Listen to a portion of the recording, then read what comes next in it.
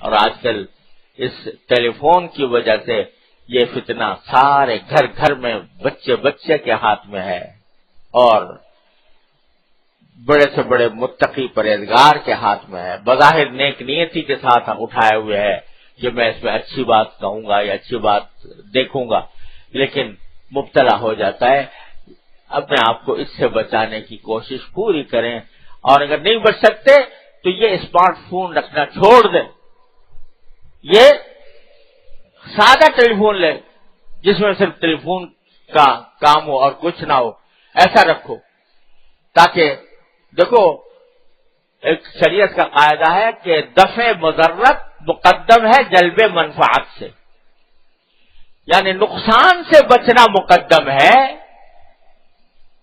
نفع اٹھانے پر۔ یعنی ایک چیز ہے جس سے آپ کو یہ بھی امید ہے کہ شاید کوئی نفع پہنچ جائے، اور یہ بھی امید ہے کہ نقصان پہنچ جائے،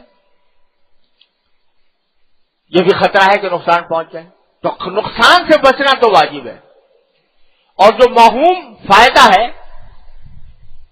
وہ اتنا مقدم نہیں ہے۔ تو اگر اپنے آپ کو خطرے میں ڈالنے والی بات ہے، گناہوں کے خطرے میں ڈالنے والی بات ہے، تو پھر دفع بضرت مقدم ہونے کا تقاضا یہ ہے کہ چھوڑ دو اس کو۔ اگر آپ کو ہماری ویڈیو پسند آئی ہے تو ویڈیو کو لائک کریں، چینل کو سبسکرائب کریں اور بیل آئیکن پر ضرور کلک کریں تاکہ ہر آنے والی ویڈیو آپ کو بر وقت ملتی رہے۔